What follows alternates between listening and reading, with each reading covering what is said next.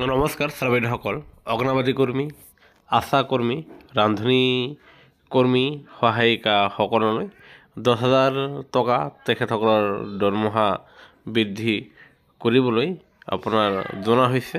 আৰু এই ক্ষেত্ৰত কেইদিনমান আগতে মাননীয় মুখ্যমন্ত্ৰী মহোদয়ে তেখেতে জনাইছে যে অংগনবাড়ী কৰ্মী, আশা কৰ্মী, আনহাতে ৰান্ধনী কৰ্মী, সহায়িকাসকলৰ মাননি বৃদ্ধি কৰাৰ ক্ষেত্ৰত বিত্ত বিভাগলৈ পঠোৱা হৈছে আৰু অচিৰেই তেওঁলোকৰ দৰমহা আপোনাৰ 10,000 টকালৈকে বৃদ্ধি পাব।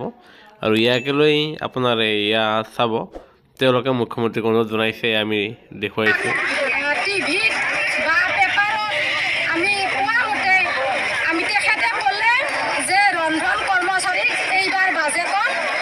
আমাৰ মাননীটো উত্থাপন কৰিব।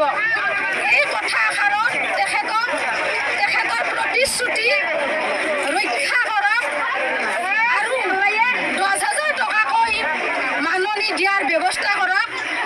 সেয়েহে যেতিয়াই আপোনালোকৰ দৰমহা বৃদ্ধি কৰিব বিত্ত বিভাগৰ ফালৰ পৰা, বিশেষকৈ ৰান্ধনী কৰ্মী, অংগনবাড়ী কৰ্মী আৰু আশা কৰ্মী, সহায়িকাসকলৰ, তেতিয়া আমি পোনে পোনে আমাৰ চেনেলৰ যোগেদি আপোনালোকে সেয়া পাবলৈ সক্ষম হ'ব। সেয়েহে আপোনালোকৰ প্ৰতিটো শেহতীয়া খবৰ, প্ৰতিটো শেহতীয়া জাননীৰ বাবে আমাৰ চেনেলটো নিশ্চয় লাইক আৰু শ্বেয়াৰ কৰি ছাবস্ক্ৰাইব কৰিবলৈ নাপাহৰিব।